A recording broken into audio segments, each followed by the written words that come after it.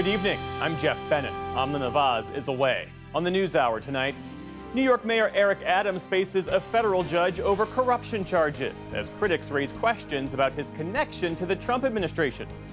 Fired inspectors general from the Departments of Defense and Health and Human Services discussed the lack of oversight of the Trump administration's policy initiatives. And President Trump's threats to take the Panama Canal by force call attention to how it fits into global trade and how climate change could alter its future. The tolls have been increased because of a straight-up capitalist supply and demand issue. There's less water, there's changing rainfall, therefore they've charged more.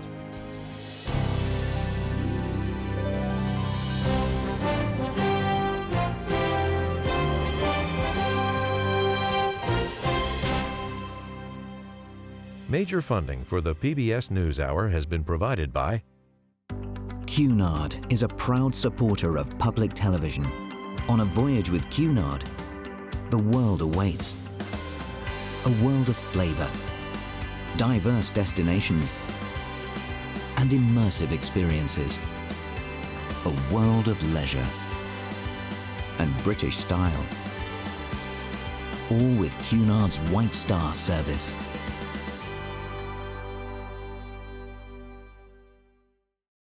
In 1995, two friends set out to make wireless coverage accessible to all. With no long-term contracts, nationwide coverage, and 100% US-based customer support. Consumer Cellular. Freedom calls.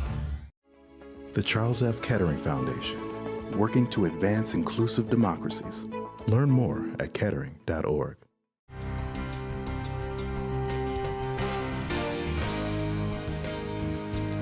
the Judy and Peter Bloom Kovler Foundation, upholding freedom by strengthening democracies at home and abroad. The Walton Family Foundation, working for solutions to protect water during climate change so people and nature can thrive together. Supported by the John D. and Catherine T. MacArthur Foundation, committed to building a more just, verdant, and peaceful world. More information at macfound.org. And with the ongoing support of these institutions.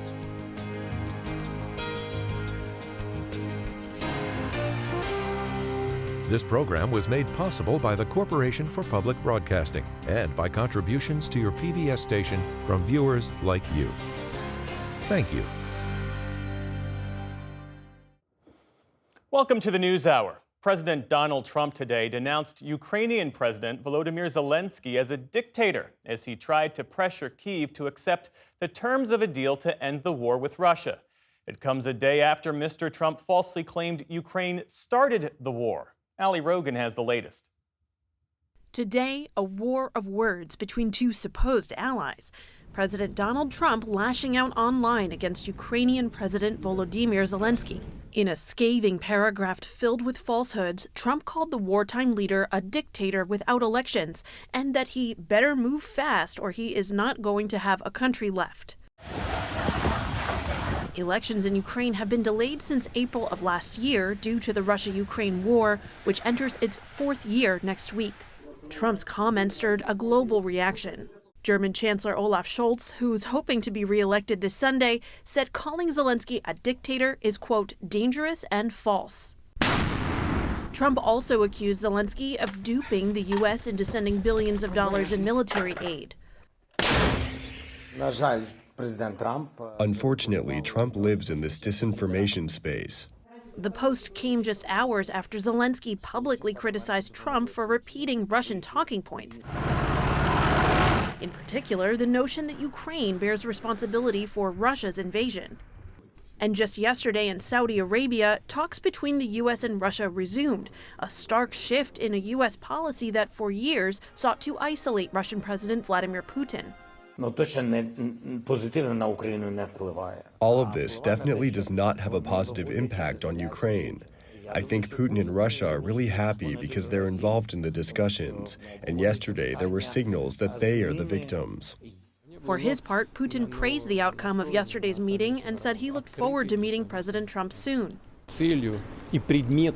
The goal of our negotiations was restoration of Russia-U.S. relations. Without increasing the level of trust between Russia and the U.S., it is impossible to solve many issues, including the Ukraine crisis. All of this as Trump's special envoy for Ukraine and Russia arrived in Ukraine's capital. It's good to be back in Kyiv again. Keith Kellogg spent his day in meetings with Zelensky, as well as Ukrainian military commanders. For the PBS NewsHour, I'm Ali Rogan. In the day's other headlines, Brazil's former president, Jair Bolsonaro, has been formally charged with attempting a coup to stay in office after losing the 2022 election. Brazil's top prosecutor also alleges Bolsonaro planned to poison his successor and kill a Supreme Court judge. The nearly 300-page indictment says Bolsonaro and his co-conspirators tried to, quote, bring down the system of the powers and the democratic order. In a statement, the 69-year-old pushed back, calling the indictment the weaponization of the justice system. Hours after the indictment, President Trump's media company took the unusual step of suing one of the judges in the case, alleging he illegally issued orders that suspended certain conservative social media accounts in the U.S. Trump and Bolsonaro are long-standing political allies. The Trump administration is ordering New York City to stop its congestion pricing system. The program launched last month and charges drivers $9 to enter areas south of Central Park. Supporters argue that it reduces traffic and helps the environment. Critics say it hurts the city's small businesses. President Trump today declared victory over the program, which he has long criticized. In a Truth Social post that was then reposted on X by his deputy chief of staff, Mr. Trump wrote that congestion pricing is dead. Manhattan and all of New York is saved. Long live the king. His subordinate added that image of him as a king. Governor Kathy Hochul fired back, saying that New Yorkers don't back down in a fight. New York hasn't labored under a king in over 250 years. And we sure as hell are not going to start now. New York's Metropolitan Transportation Authority has filed a lawsuit challenging the federal order. The MTA manages the tolls from the program. The Trump administration is formally designating 8 Latin American gangs and cartels as foreign terrorist organizations. They include the MS-13 group from El Salvador, as well as 6 groups from Mexico that include the notorious Sinaloa cartel. The classification is usually reserved for organizations like Al-Qaeda or the Islamic State that use violence for political gain. But the Trump administration argues that the international reach of the gangs and their illicit activities warrant the designation. At least 2 people are dead after 2 small single-engine planes collided midair this morning at an Arizona airport. The airport is an uncontrolled field, meaning it does not have an operating air traffic control tower. The NTSB says it's launched an investigation.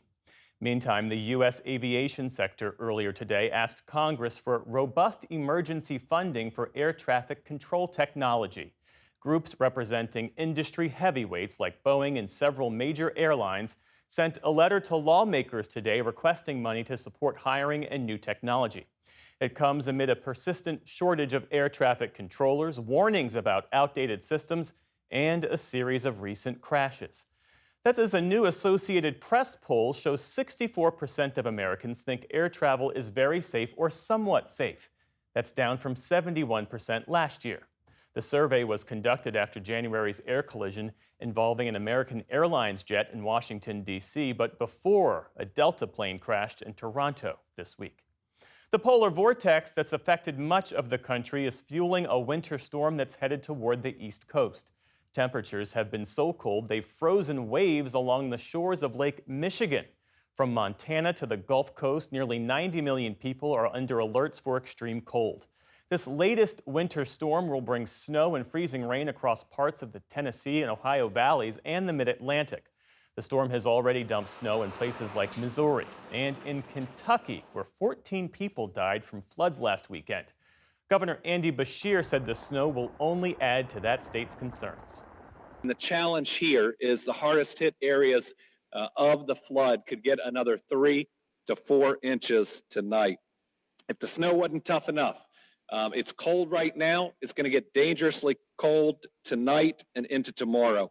There is relief in sight. Temperatures are expected to climb back above freezing across nearly all the affected areas by the weekend. The 86-year-old white man who just last week pleaded guilty to shooting a black teenager when he rang the wrong doorbell has died. Andrew Lester pleaded guilty last Friday to second-degree assault in the 2023 shooting of then 16-year-old Ralph Yarl. Yarl ended up at Lester's house by mistake after mixing up the streets where he was due to pick up his siblings. Lester faced up to 7 years in prison and was scheduled to be sentenced on March 7th. Prosecutors gave no details on a cause of death. Yarl survived the shooting, and the honor student is now a freshman at Texas A&M University. On Wall Street today, stocks rose despite ongoing concerns about President Trump's tariff plans. The Dow Jones Industrial Average gained about 70 points on the day. The Nasdaq rose about 15 points. The S&P 500 also added nearly 15 points to close at a new all-time high. Still to come on the NewsHour, the supposed accidental firing of USDA employees fighting the bird flu outbreak raises questions about the response. A transgender Navy pilot speaks out on the Trump administration's opposition to trans people serving in the U.S. military. And Judy Woodruff examines what history tells us about polarization and how it could lead to a more unified nation. This is the PBS NewsHour from the David M. Rubenstein Studio at WETA in Washington, and in the West from the Walter Cronkite School of Journalism at Arizona State University. Within days of taking office, President Trump fired more than 17 inspectors general across the federal government. It's already resulted in a lawsuit challenging the legality of the dismissals and continued protests outside federal agency buildings, like outside the Department of Health and Human Services today. Our White House correspondent, Laura Barone-Lopez, has more. Jeff, 8 of those fired inspectors general are now suing the Trump administration, seeking to be reinstated to their positions. These independent government watchdogs are a key check on waste, fraud, and abuse. To discuss the impact, I'm joined by 2 of the top watchdogs fired by the president. Christy Grimm, former Inspector General for the Department of Health and Human Services, and Robert Storch, former Inspector General for the Department of Defense. Thank you both for being here with me today. You were both fired on a Friday night, and the White House said that it was terminating you and other IGs due to changing priorities. Rob, did that language stick out to you? It did. It's a great question because, you know, administrations come and go, right? And they all have their own priorities, and that's fine. Elections have consequences. IGs, however, are nonpartisan, independent watchdogs. So whatever the priorities of the administration may be, we do independent oversight to look for waste, fraud, and abuse, and to ensure that the programs and operations of the departments we oversee are economical, that they're efficient, that they're effective. So that stuck out from the very beginning. Christy, your and Rob's inspectors general offices are 2 of the largest across the federal government. But when it comes to Health and Human Services, what are some of the examples of abuse and fraud that you investigated over the last few years, and how does your work impact the public? We would oversee programs run out of the FDA, the Center for Disease Control, National Institutes of Health, the Center for Medicare and Medicaid Services, and some of the waste, fraud, abuse work that we've done. We do work looking at abuse, neglect in nursing homes. So the work we did is protecting a family member that you might have living in a nursing home. One case is coming to mind in Tennessee, where we investigated a nursing home chain, a large nursing home chain, and we found that the services they were providing were worthless, and they were nursing home residents were incurring harm, medication errors, not turning for bed ulcers, not providing the wound care that is necessary. Some of these residents were found in beds soaked with urine. So it touches every American. The HHS programs that we oversee and the work we did really did protect people and programs.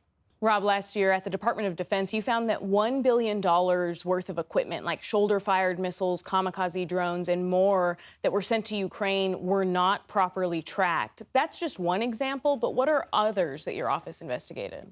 So in the Ukraine area, for instance, we did something more than 4 dozen reports, programmatic oversight, looking at all aspects of U.S. security assistance to Ukraine. The example you mentioned is a great one because those are amongst the most sensitive items that the United States gave to Ukraine. And we made significant findings that the department had real challenges in tracking that stuff appropriately. We made recommendations to help them to improve. And then in our later reporting, we found they had improved. And the critical point is if I or my team had been seen as partisan or advancing whatever the administration's agenda was, we never would have been able to do that hard-hitting work. As you both have said, you looked at abuse, fraud, waste. Elon Musk's team, known as the Department of Government Efficiency, is claiming that they're uncovering fraud, waste, and abuse. The same things both of you did in your role. So, Christy, how is DOGE's work different than yours? The missions, the stated missions, sound very similar, don't they? In order to prove a criminal case, that takes a long time. There are many steps from beginning to end. The work that we do is grounded in standards that govern how audits are done and investigations are done and evaluations are done. And it is painstaking and rigorous, the work that's put together, so that we may have the credibility that we have to make recommendations. And so the independence piece is also critical here because in order for us to do work that isn't viewed as partisan, we needed that independence. We are not an arm of the president. We don't implement policy. We point out where things aren't going well. We point out error rates. We recommend collection of overpayments. We identify where there are safeguards that aren't working to protect people. In fact, the chair of the Council of Inspectors General actually reached out to the contacts at DOGE to try to engage with them and talk about what we do, because if you're interested in waste, fraud, and abuse, that's what our offices go after, right? And have gone after for years. And so he never heard back. But speaking of DOGE and Elon Musk's SpaceX spacecraft company, as well as Starlink, the satellite company, have billions worth of defense contracts. And his team is also leading mass firings that are about to hit the Pentagon as early as this week. What's the risk, Rob, of a weakened Inspector General office as Elon Musk's team is taking over that agency? I obviously can't comment on any specifics, but what I would say is, having been a prosecutor a long time and then in the IG community, is the problem with conflicts of interest is that they pervert the selection process. What we all want as Americans is to know that when decisions are made by government, they're made based on the merits, right? And the problem with conflicts of interest, wherever they occur, is that they change that calculus potentially, right? And that's why it's such a serious issue. Laura, can I jump in here? Yeah. So you asked about how cuts might affect an IG office. I want to point to Medicare and Medicaid. Together, combined spending is circa $1.7 trillion annually. You need smart auditors, experienced auditors, investigators. Healthcare programs are incredibly complex. And to have these specialties within an OIG that know the programs, are closely are part of the department, but we're independent, but we have connectivity to those programs and people. It allows us to do work that is hard-hitting, to deliver hard truths. And if you're reducing without regard and you get rid of these watchdogs and the people that work for them, I fear for some of these programs, including oversight for Medicare and Medicaid. When you take all of these actions together that we're talking about, the firing of more than 17 inspectors general, what do you think that this means for the long-term ability of offices like the ones that you led to provide a check on power? It's deeply troubling, right? I mean, the message that gets sent is that there's not receptiveness to the sort of oversight that Christy's talking about. We're the eyes and ears of the public, and it's important to remember that. So these are the kinds of things that Americans, taxpayers, need to know about what IGs do. Christy Grimm, Rob Storch, thank you so much for your time. Thank you for having us. Appreciate it. Thank you, Laura.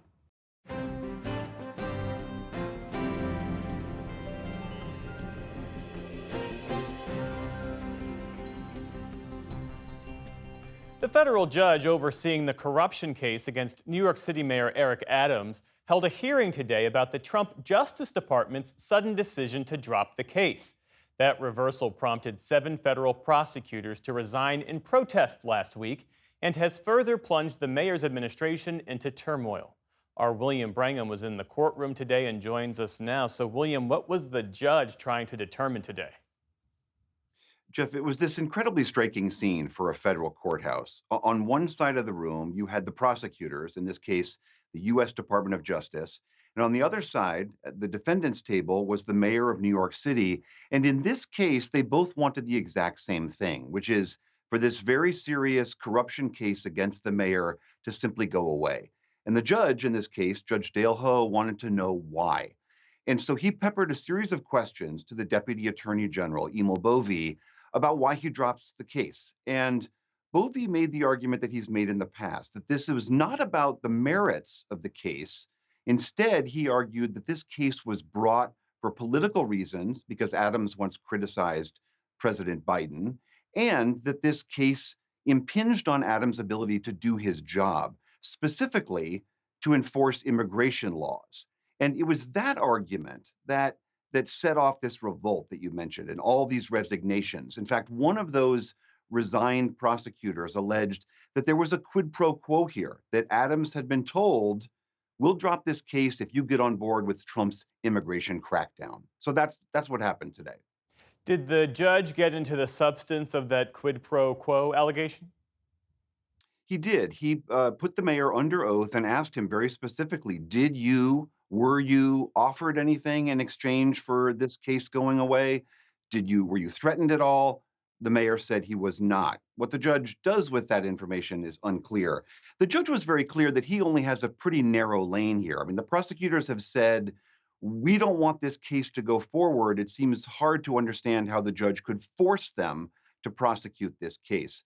So the judge said, look, he wasn't going to shoot from the hip. He did not issue a ruling on this today. He asked for some patience going forward. So even if this case goes away, William, there are still questions about Mayor Adams' political future, isn't that right? That's exactly right. The governor of New York, Democrat Kathy Hochul, has said she has the power to remove him, and she's debating whether or not to do that. She had meetings all day yesterday with state and local officials, consulting with them about this. 4 senior members of the mayor's staff and deputy mayors quit this week. It's hard to overstate how much turmoil there is in the mayor's office right now. Mayor Adams has said all along he's innocent, he's going to stay in this, and he's going to run for re-election. But now it's up to the governor to determine whether or not he can. Certainly more to come. William Brangham in New York City for us tonight. William, thank you. You're welcome, Jeff.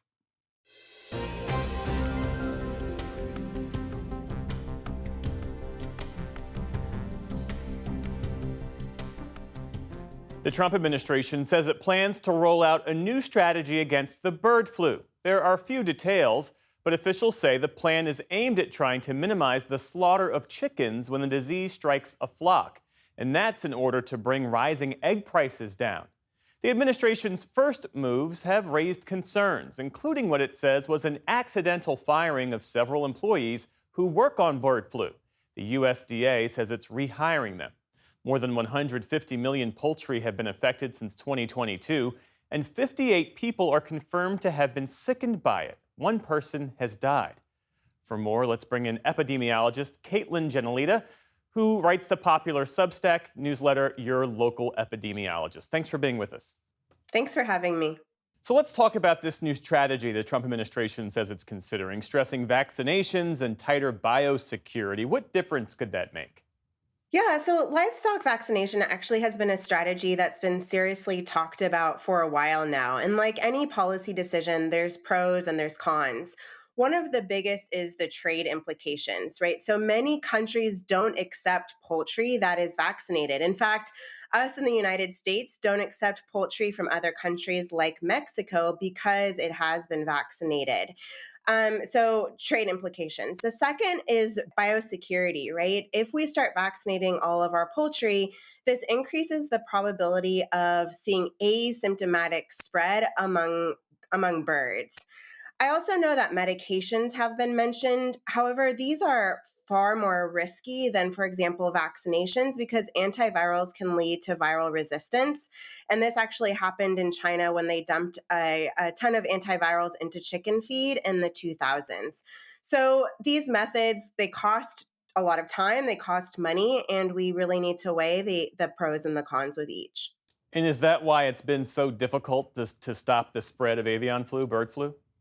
Yeah, I mean, it's been difficult because of these hard implication factors. Also, it just spreads really rapidly among birds, is highly contagious, and it has a very high fatality rate. So right now, when bird flu hits a flock, the prescribed way to address it is the mass slaughtering of those chickens, of those birds. Why is that the approach? This is called culling. And again, it's the process of mass killing of poultry, for example. And it's done for a few reasons. One is that bird flu is incredibly contagious and very deadly for animals, right? And it can be more humane to kill them all at once than letting them slowly get sick and die. It can also be economically efficient as poultry farmers can't repopulate with new birds until they get rid of all the sick birds. And so this administration has talked about, even beyond vaccination, setting up perimeters for quarantine. However, the feasibility of these under massive agricultural operations is unclear. Well, as we mentioned, USDA says it accidentally fired the officials who are working on bird flu and is now trying to rehire them. Even before that, there were concerns about information not being provided by this administration, or in some cases being removed from websites. What level of concern do you have about this? I mean, I have a lot of concern, right? The employees over at USDA, as well as FDA, as well as CDC, they're all getting cut right now. And these are the eyes and the ears of biosecurity and health risks in the United States. And the less staff, the less resources we have, the harder it'll get to get this H5N1, as well as all the other health threats out there, under control and to prevent a pandemic. What about the potential that this virus could mutate and pose an even greater risk? There is definitely the possibility that this virus can mutate, and we are seeing that it is mutating. Every time this virus jumps from animal to animal or animal to human, it has the possibility to change, to mutate. And if that happens, it also has the possibility to become more easily transmissible or spread more easily human to human. And when that happens, it hasn't happened yet, but if that happens, then we start seeing an epidemic or even a pandemic that I know a lot of us just don't want to see again. And this is particularly concerning during the flu season that we have right now, because if the same person is infected with the seasonal flu at the same time as H1N1, say a farm worker or farm operator, those genes can easily switch very quickly, and we can also see a mutation. Flu is always very random. We always keep one eye open because it can change incredibly rapidly. How does bird flu present differently in humans than, say, the seasonal flu virus? Right. So there's some similarities, but what we're seeing is that at least of the about 70 farm workers that have been infected, or those that have sick poultry in their backyard, tend to have a lot of red eyes. They also seem to have a fever, like we see with the flu, and we are seeing severe disease. So those turning into respiratory symptoms and ending up in the hospital. But really, those red eyes is what differentiates it the most. Caitlin Genelita of the popular Substack newsletter, your local epidemiologist. Thanks for being with us. Thanks for having me.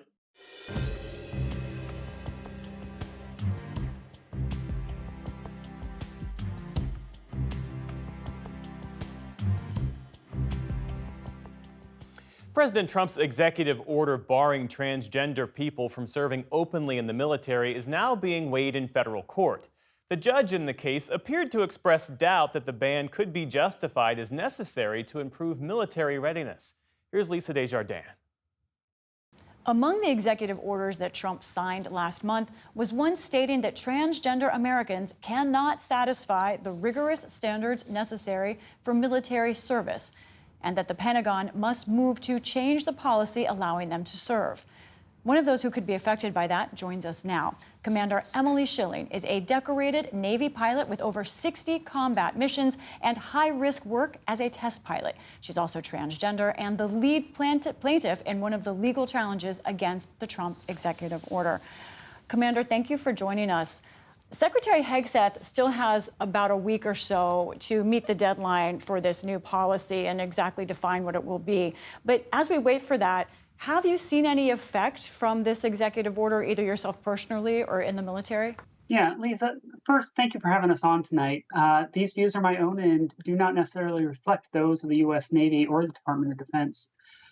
So far, we have thousands of transgender troops currently serving in our armed forces today, and they are deployed across the world, embedded in units today. And these executive orders and the discussion around transgender service has an immediate effect on them. From overzealous commanders who are taking executive orders as action to just a detriment to the morale of these individuals and their ability to focus on the mission that they've signed up to volunteer for. You are the lead plaintiff in this lawsuit. What are you asking for? What would you like to happen? I just want to keep serving. I have served for nearly 20 years. I'm a combat aviator, test pilot, and I've served with honor and distinction. And all I'm asking is for myself and the thousands of other transgender troops just like me to be allowed to continue to do what we want to do, which is serve the American public.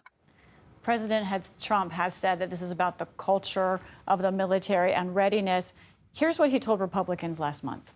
And next, to ensure that we have the most lethal fighting force in the world, we will get transgender ideology the hell out of our military. It's going to be gone. Commander, how do you respond to that?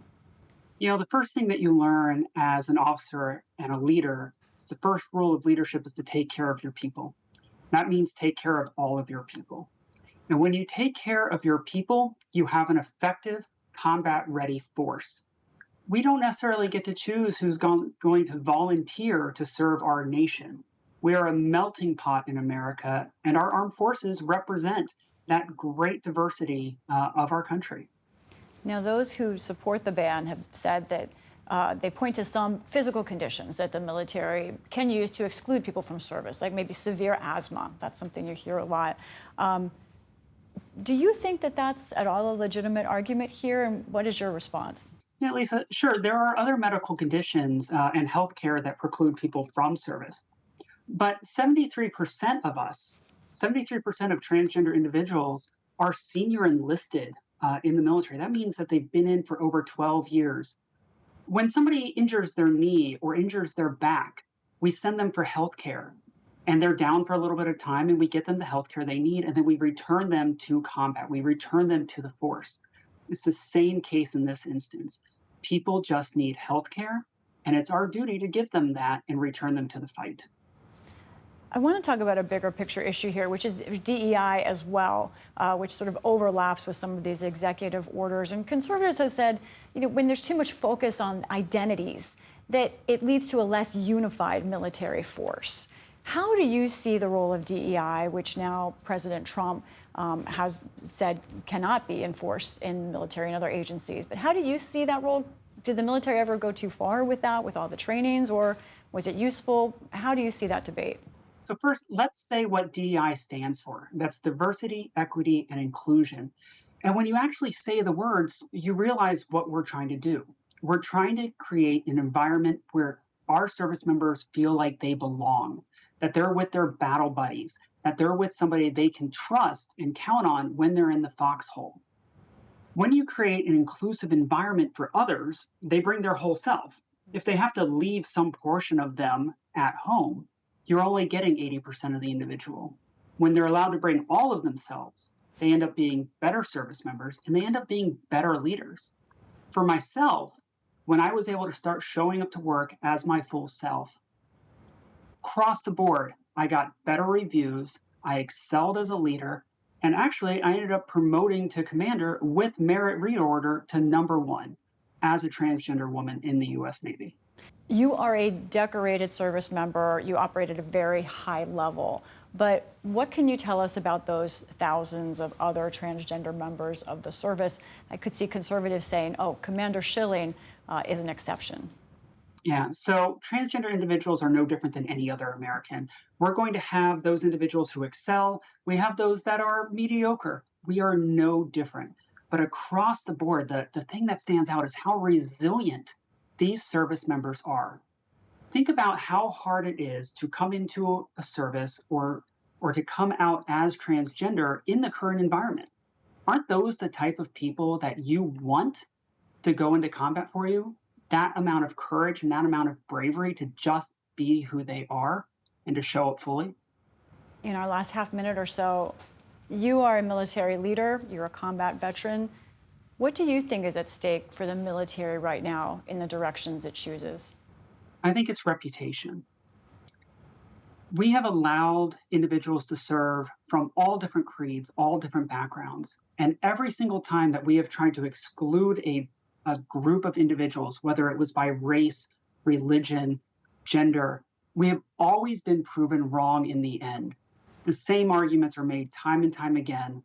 And we're going to have to learn that those same arguments are false once again. Commander Emily Schilling, thank you for joining us. Thank you, Lisa.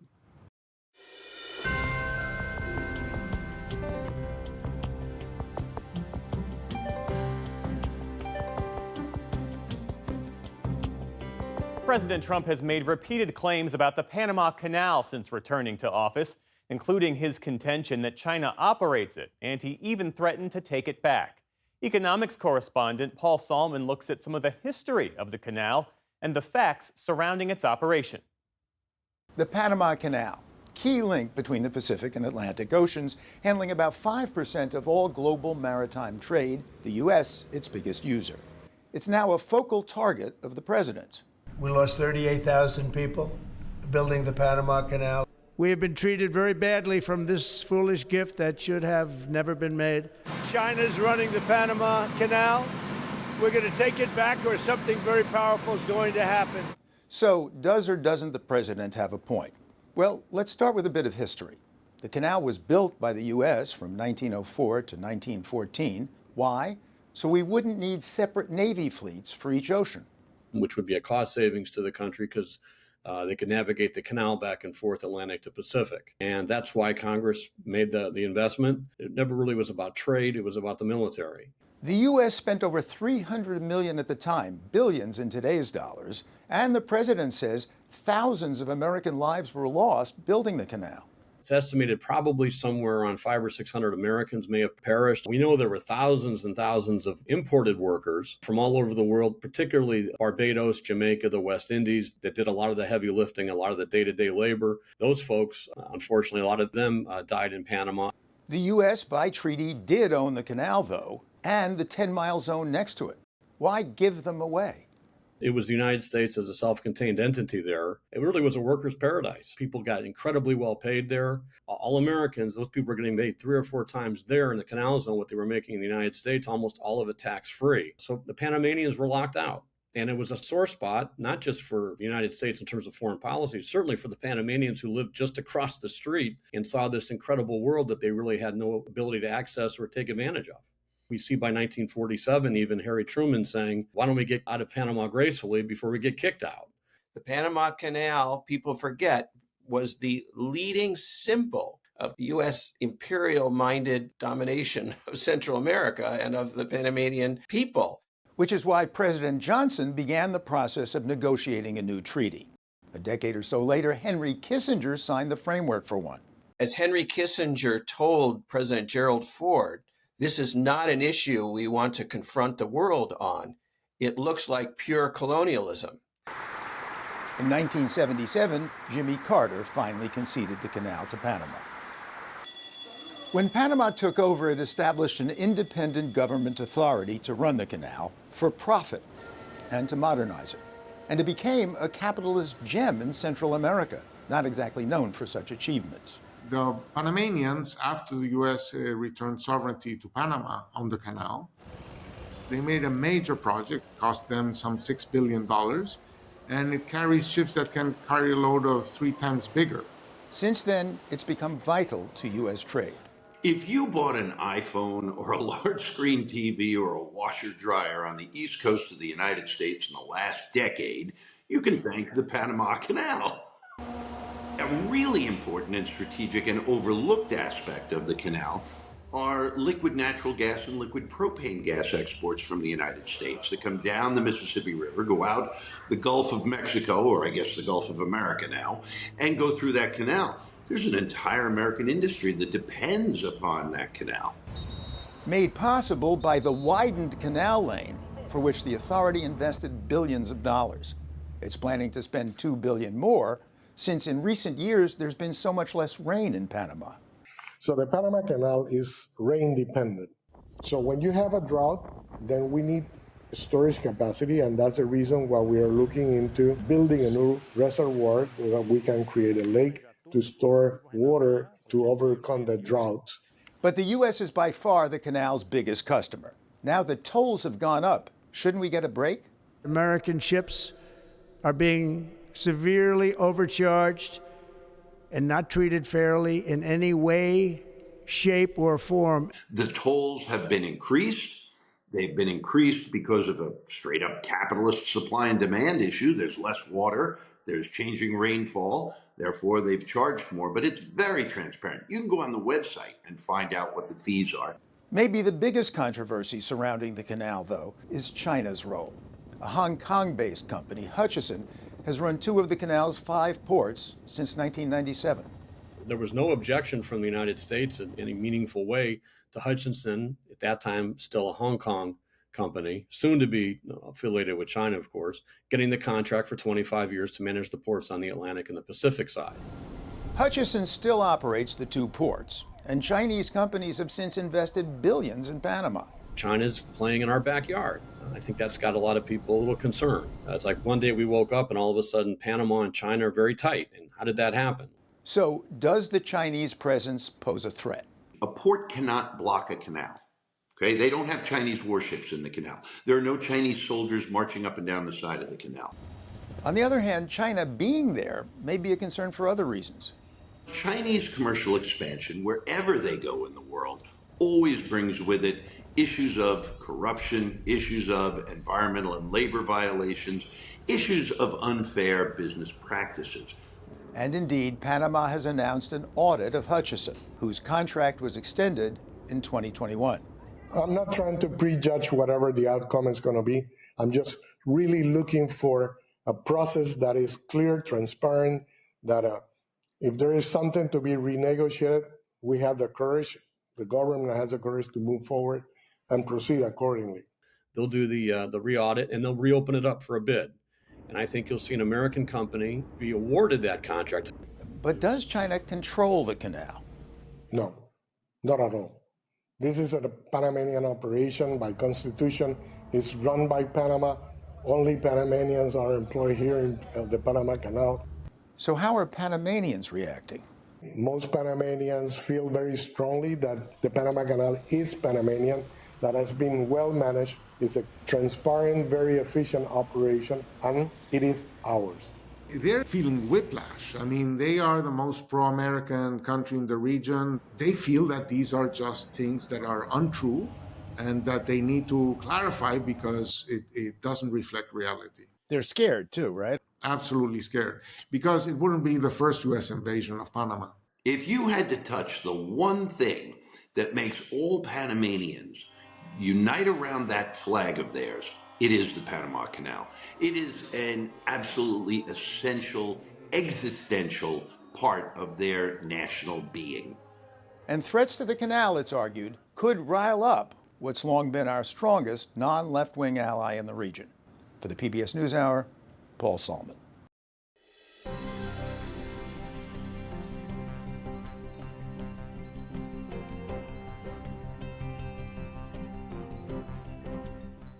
Two years ago, Judy Woodruff began traveling the country to examine the roots of division for her series, America at a Crossroads. Tonight, she returns with a conversation with someone who has spent his life considering such questions. Fundamentally undermining the American constitutional order, changing us from being a democracy. Now 84 years old, Harvard professor emeritus Robert Putnam has spent decades studying how American society evolved from one that, however flawed, was steadily moving towards greater connection, equality, cooperation, and cohesion. Ask not what your country can do for you. Ask what you can do for your country. To one that in more recent decades has been defined by growing isolation, distrust, inequality, and political discord. My recent election is a mandate to completely and totally reverse a horrible betrayal and all of these many betrayals that have taken place. To the point that Putnam now worries these forces threaten to upend the Constitution. They're talking about not obeying court orders. I mean, come on. That's the court system, better or worse, is currently the last bulwark of our democracy. So we're awfully close to breaking the bounds that have kept our democracy safe. How many in the room are on a bowling league? Paul Salmon first profiled Robert Putnam on this program 30 years ago, when Putnam published his essay, Bowling Alone, which would become his groundbreaking book, showing that since the high water mark of the 1960s, Americans had become steadily more isolated, and that this was weakening civic engagement and undermining our democracy. That is a primary cause of the Trump phenomenon. That's true, you can see it in the data, but you don't have to trust me.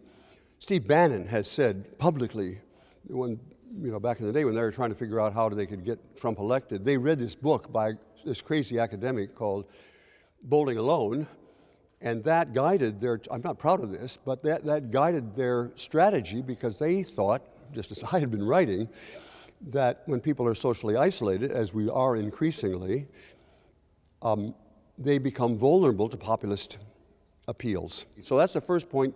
We are increasingly socially isolated, and that makes our country vulnerable to I was going to say fascism. That isn't quite true, but it's close to being true. The poor kids who live here now are living in a completely different universe for the rest of the kids in town. In 2015, Putnam chronicled another major concern with his book, Our Kids, the growing gap between increasingly well-off, college-educated Americans and everyone else, now one of the greatest predictors of who supports Donald Trump.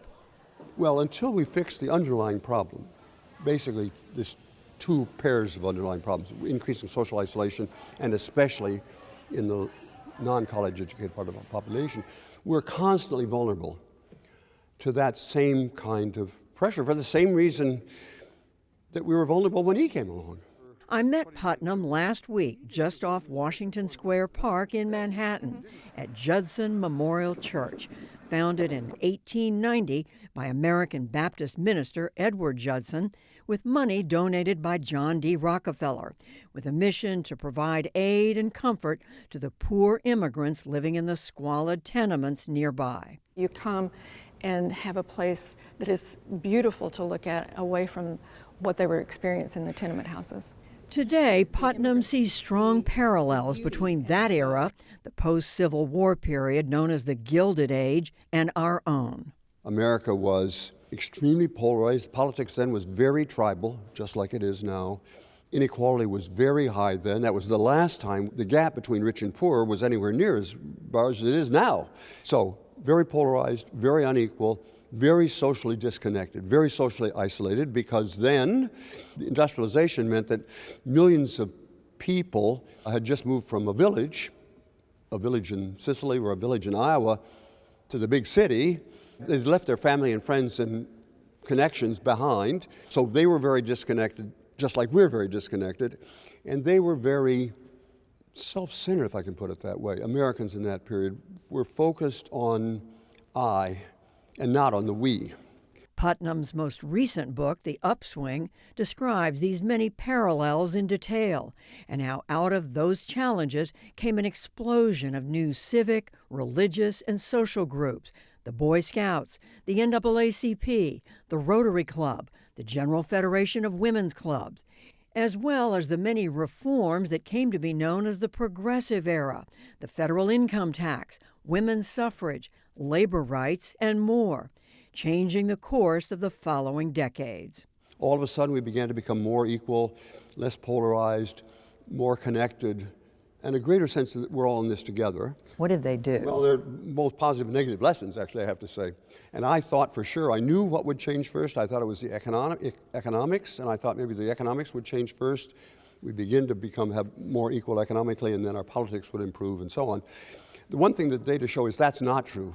Economics was the last thing to change. So then what was the first thing to change? And to my shock, it was cultural change. It was a moral revival, is the way I want to put it. People began to say, wait a minute, it's not all about us. We have obligations to other people.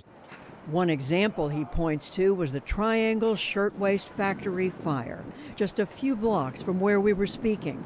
In 1911, a fire broke out there in a sweatshop, trapping garment workers locked inside. Dozens jumped to their deaths.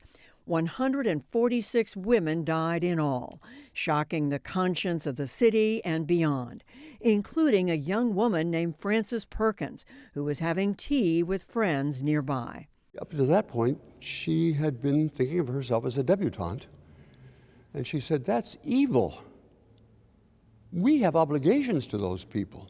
Almost immediately, she became a social reformer right here in New York City, and eventually she became FDR's Secretary of Labor, the first woman cabinet member in American history, and it was all because of that moral moment in which she realized she had obligations to other people. And that's one example among what was happening a lot.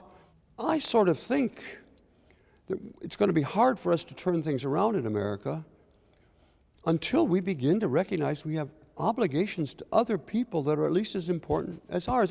This is a film about why you should join a club, why the fate of America depends on it.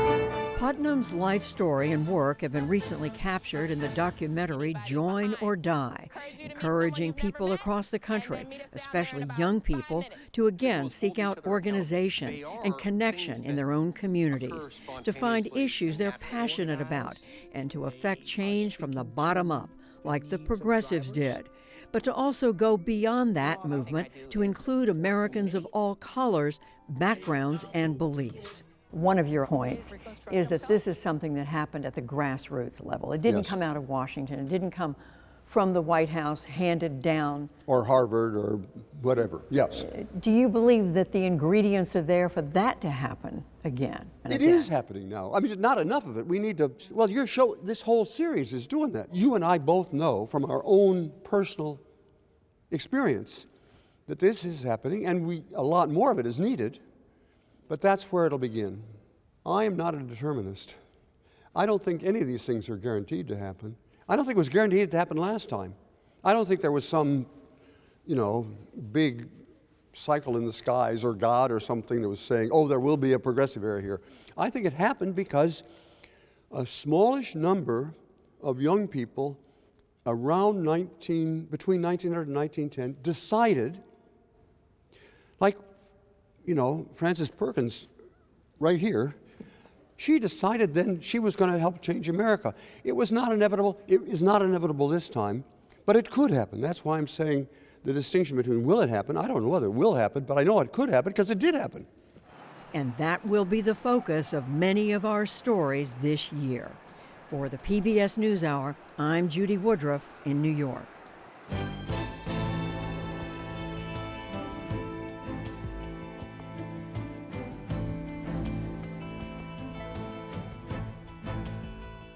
And that is the NewsHour for tonight. I'm Jeff Bennett. For all of us here at the PBS NewsHour, thanks for spending part of your evening with us. Major funding for the PBS NewsHour has been provided by On an American Cruise Line's journey, travelers experience the maritime heritage and culture of the Maine coast and New England islands. Our fleet of small cruise ships explore American landscapes, seaside villages, and historic harbors, where you can experience local customs and cuisine. American Cruise Lines, proud sponsor of PBS NewsHour. I love seeing interns succeed. I love seeing them come back and join engagement teams and seeing where they go from there. I get to watch their personal growth. It makes my heart happy.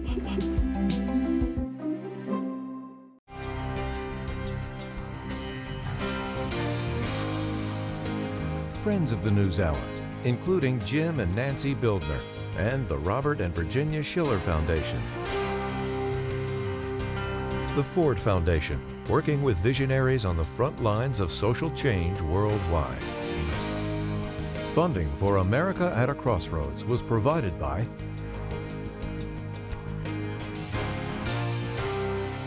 and with the ongoing support of these individuals and institutions.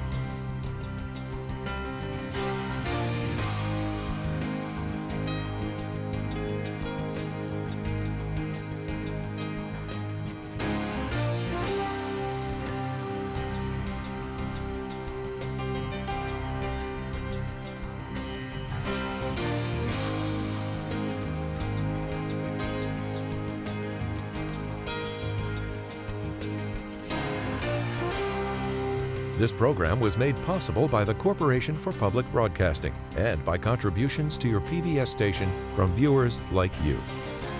Thank you.